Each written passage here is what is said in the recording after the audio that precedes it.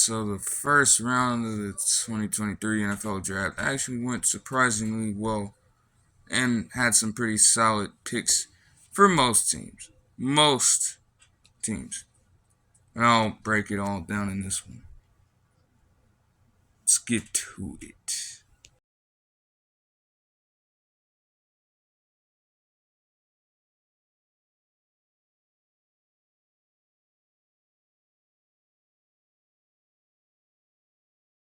So, first, the Panthers got Bryce Young. That was obvious from the get go. Nothing too extreme, nothing too crazy, but nothing like shocking from a negative standpoint either. Like we knew they were gonna do this for a while, so it is what it is. Second overall pick, C.J. Stroud. I just hope that the Texans don't fuck shit up with him because they like to do that type of thing with these high draft picks. So after getting C.J. Stroud, the Texans traded up to get Will Anderson Jr. right then and there. I mean, in that instance, they actually like I don't know what the Cardinals were doing trying to trade down, but hey, Texans stole their guy. You can't necessarily bash that. Like Will Anderson Jr., the way he was getting mocked, you would have thought he would have been the number one overall pick in some cases. And then the Texans get both of those guys. Like that's pretty solid in my opinion. The Colts got Anthony Richardson. Like okay, like we had to understand that some team like that was gonna make a move for him at some point. It's just like you cannot try to use Anthony Richardson the way that Andrew Luck was used. And again, obviously the coaches are way different and everything, but you can't treat Anthony Richardson like he's Andrew Luck. To put it quite simply like that. They're two completely different style quarterbacks. Andrew Luck was good. His talent was wasted there. Anthony Richardson can be a great talent. It's just you gotta figure out how to utilize him, but he also has to develop some things too. That's much is obvious. Obviously, his accuracy is a problem at this point still, but again, like if he gets the right amount of time to work on it, then like this could be like absolutely what the Colts needed.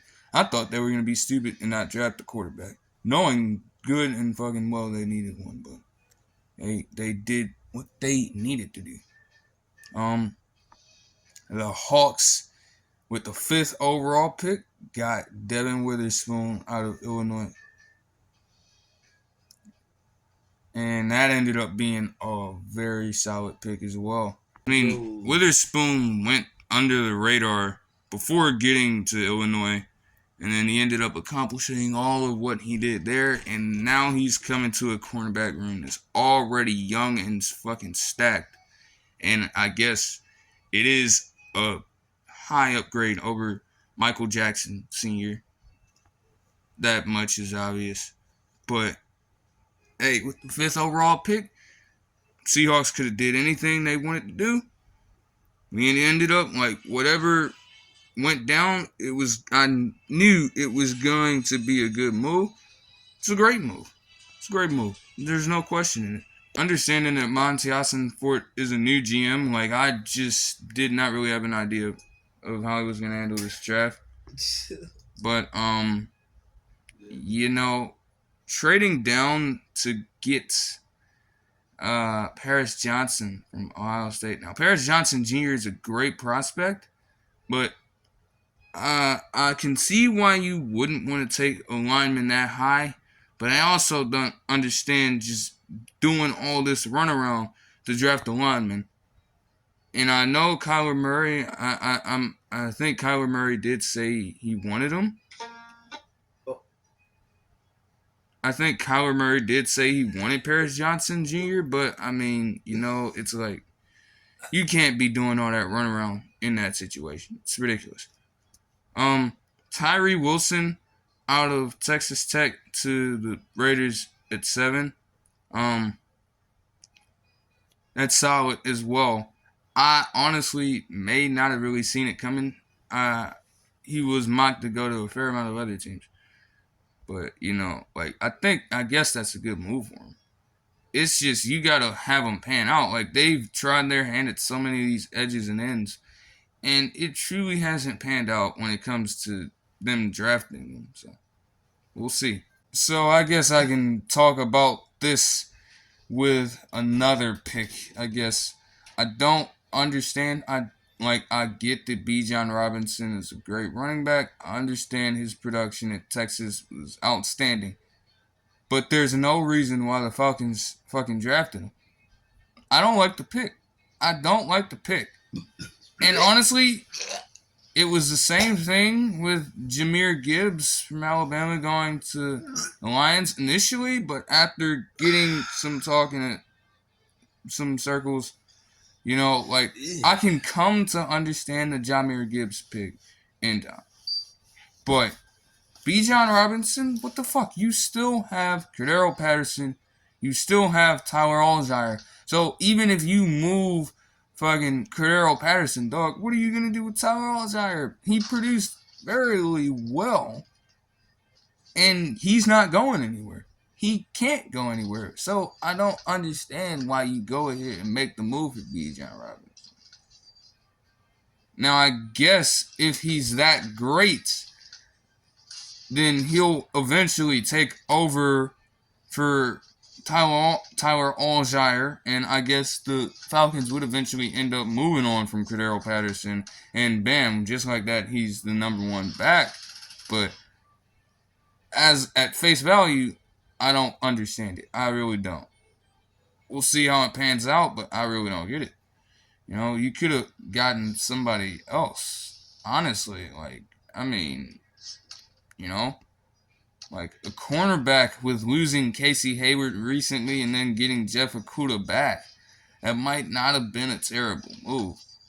I'm not gonna lie, but we'll see how it pans out. Number 9, Jalen Carter to the Eagles to pair up with Jordan Davis. I'm not gonna lie, I was almost scared for Jalen Carter's entire football career, because when the Raiders had their pick, like, I felt like they were so close to calling Jalen Carter's name. I got so fucking scared. That's the last place that Jalen Carter needs to end up. Legitimately, we all understand why that's the case. I would think so. And if you don't, you just gotta look it up. I'm not gonna touch on that a whole bunch here. Like, majority of NFL circle already understands what he got himself into and how he ended up sliding down from where he probably would have gotten drafted. But it is a great pick. And what he can do for you on the field is absolutely, like, it's worth it. It is truly worth it. I'm not gonna lie. Like, don't get it twisted. Like, yes, that stuff and all that other stuff can be the case, but he can definitely produce for you on the field. Without question. And now he's going to be there with his former teammate. And you still have Fletcher Cox in the mix, too.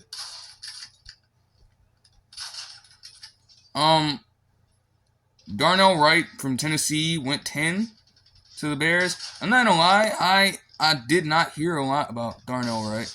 I guess the Bears need a tackle.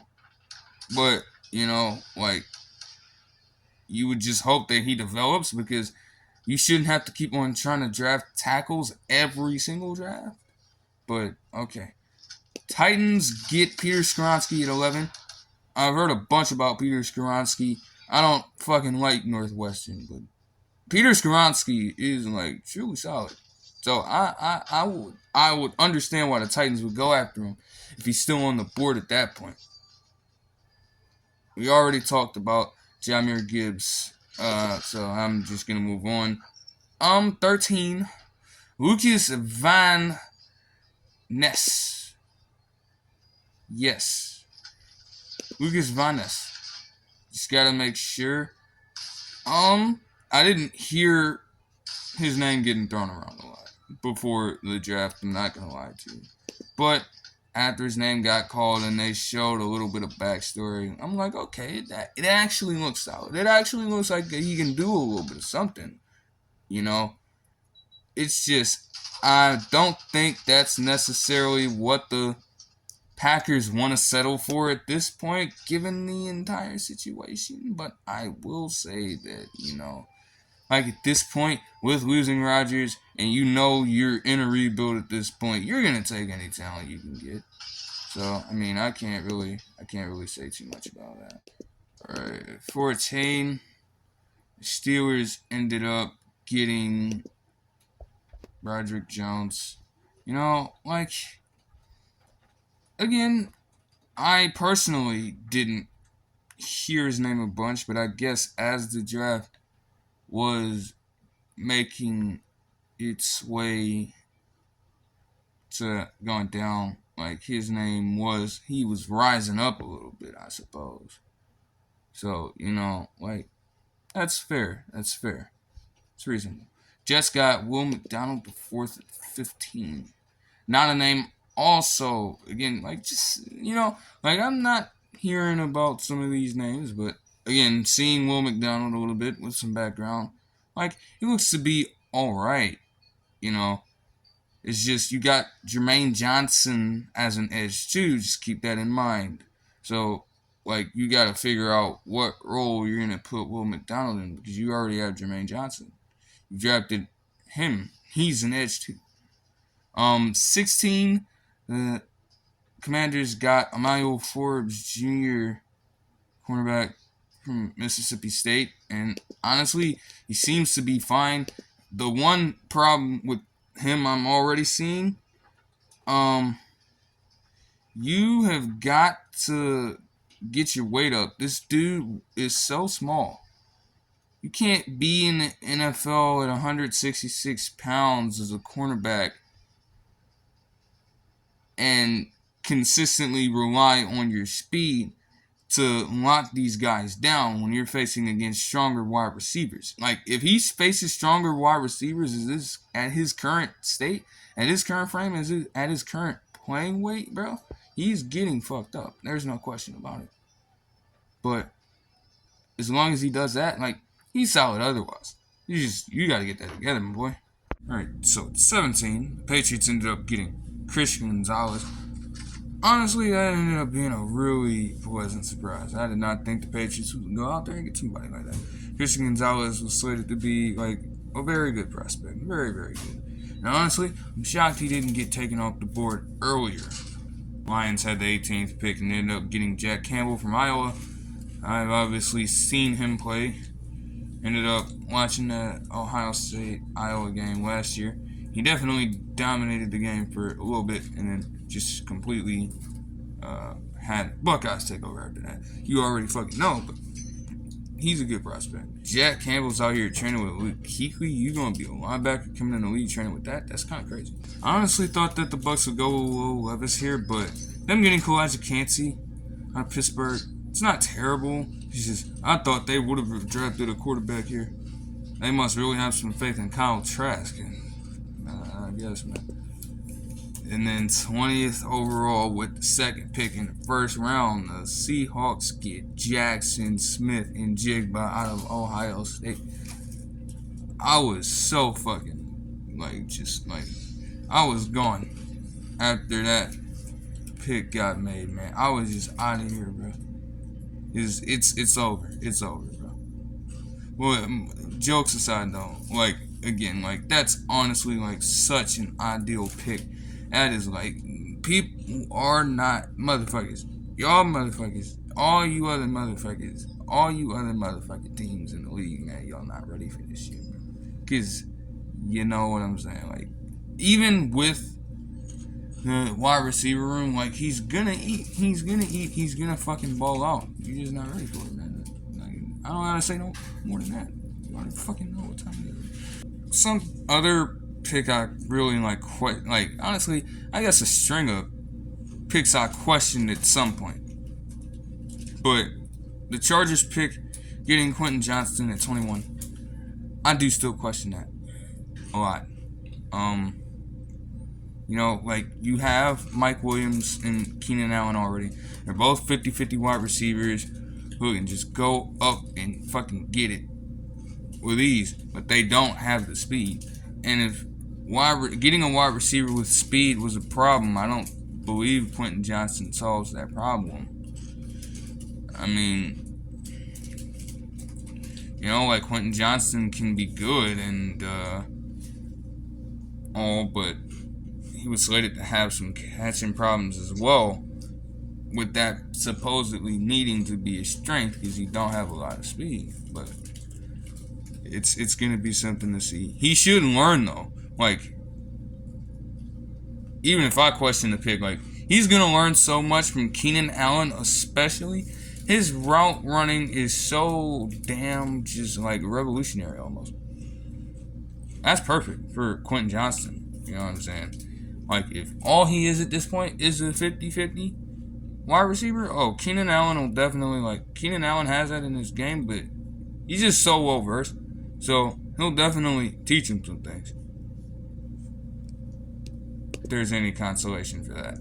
The Ravens ended up getting Zay Flowers after also getting Lamar Jackson to be the highest paid player in the league now. Ravens fly. But, I don't understand them getting Zay Flowers. I really thought they should have went with Jordan Addison because he was still on the board at that point. I feel like that would have been better. Like, Zay Flowers just reminds me, like, you picked him at 22nd. You got Marquise Brown somewhere around this range. And he's basically got the same build as him, only a little bit taller, only a little bit heavier. Plus, they also ended up trying to, like, somebody, I don't even know which person this was. Somebody out here saying he reminds them of Steve Smith. You gotta seriously slow the fuck down, alright? Like, yes, again, like, Steve Smith Sr., okay. Steve Smith Sr. was on the shorter side. That's fair to say. But you gotta relax. You have to relax, bro. He hasn't taken a step on the NFL field yet. You gotta chill out a little bit before you start comparing any wide receiver to somebody like Steve Smith Sr. You just gotta relax. You gotta relax a little bit. You know what I'm saying? I just feel you could have went with a better route in Addison. But I guess with the Vikings having the 23rd pick, they ended up picking up Jordan Addison. And at first I questioned it, because I thought they should have gone with Joey Porter Jr. But then I talked myself into making it seem all good. So, I mean, you think about it, like, Justin Jefferson, it's essentially, like, when you think about it, and I had to talk myself into this being a good pick, because when you think about it, it's Justin Jefferson, and then it's T.J. Hockenson at tight end. But at wide receiver, dog, you're not, like, I don't care what the fuck K.J. Osborne did last season. Like, I'm not buying it. And, I mean, either way, you're...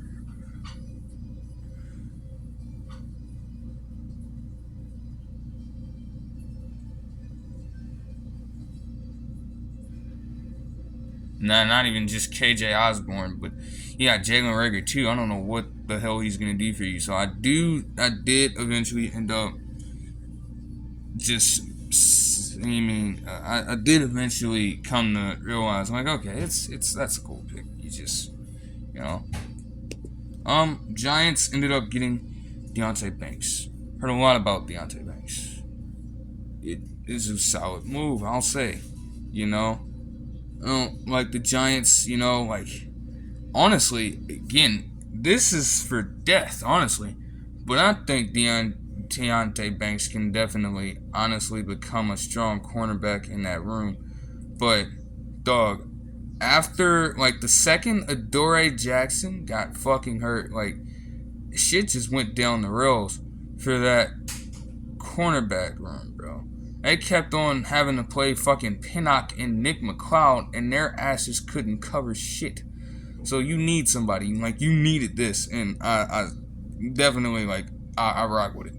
Like, you needed that. You cannot play, like, dog, Nick McCloud, bro. Like, just random shot here. Nick McCloud, bro, like, ooh, that man should not see playing time.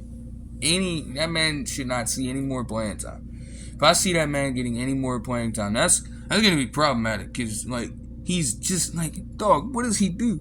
Who's he covering? Who is he covering when he steps on an NFL field? Who the hell is he gonna cover? He can't cover for shit. Like that is why you go out there and get Deonte Banks.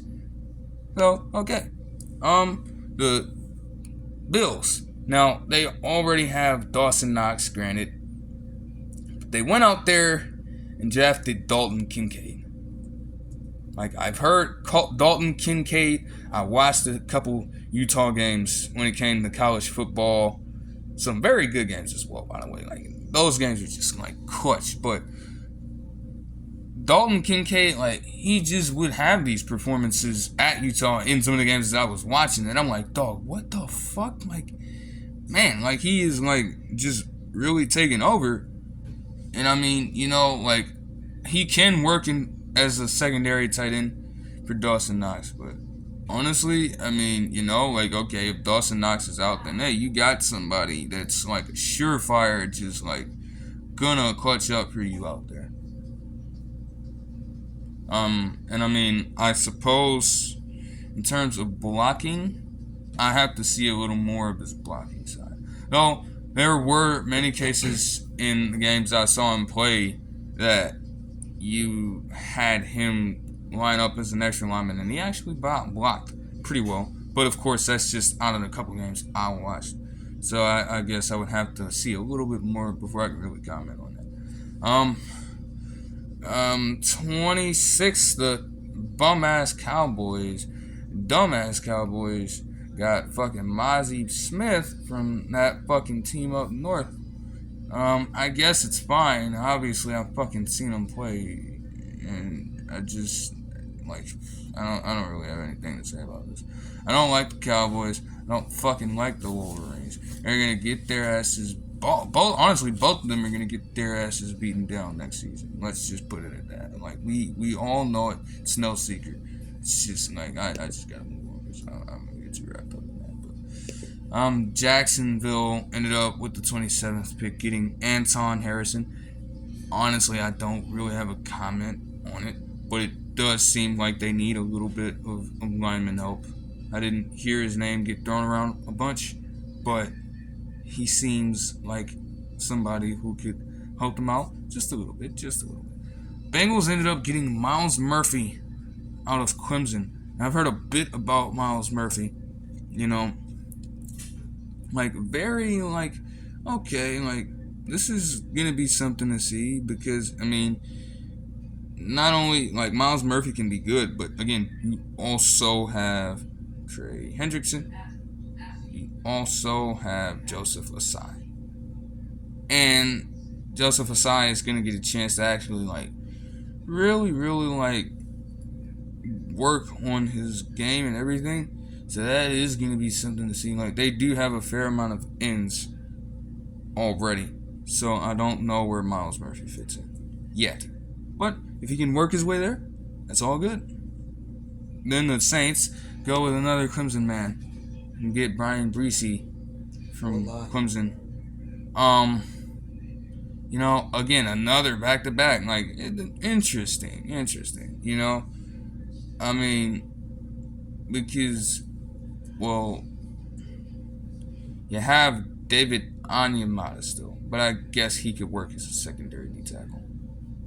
I mean, you know, anybody who gets a chance to play on the D-line with Cameron Jordan, you're gonna learn something. Like, Cameron Jordan's getting up there, but he'll definitely put Brian Bresee on game when it comes to this lineman shit. That's a fact. So, like, it's interesting, but any like, doubts you may have about him, I'm sure that a fair amount of them, if they're not injury related, they'll work themselves out. Cause, dog, Cameron Jordan's literally gonna teach the man everything he fucking knows. Like, you can't ask for anything more than that. The Eagles, and again, the Eagles just going back to the damn Jalen Carter pick. They want to make this a whole fucking, they want to put the Georgia flow in Philadelphia, bro. 30th overall pick, they get Nolan Smith out of Georgia. He's a dog. He is a dog. you know. Balled out at the combine, got his stock up a bit, and now he goes to work alongside his former teammate, Nakobe Dean, who also, in his own right, because Nakobe Dean didn't even get a lot of snaps like that. But that'll change with TJ Edwards gone. And honestly, thank goodness TJ Edwards is gone. Like, he's not even all that, but no, they got his value up. They made him look good. He was able to move to a different team. Now you got the young guys coming in, ready to work, and honestly end up being way better than what he is right now. And Nolan Smith is definitely gonna play a huge role in that.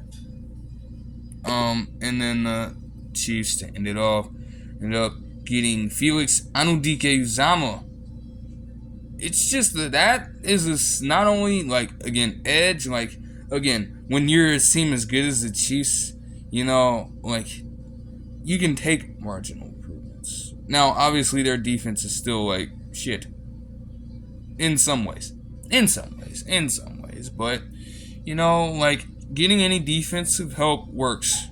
And also, it's a cool story that Felix Anudike-Uzomah from Kansas City played his whole collegiate high school career in Kansas, and then ends up coming back to his hometown to play for the hometown team, the Super Bowl champions. That's a poetic story. That'll do it for this one. Anything goes down in round 2. There might be a couple videos on it. I don't know, like round 2, round 3, all the rest. Anything else that kind of shocks me, or just like anything that could be talked about, like, there might be a couple videos on it down the line. But that'll do it for this one. I'll see you guys in the next one. Peace. You know what? I would not mind the Commanders changing that name again. I wouldn't. New ownership, new start. New ownership, new start. Fuck Dan Snyder, bro. Fuck that man, bro. That's gonna be my outro, actually.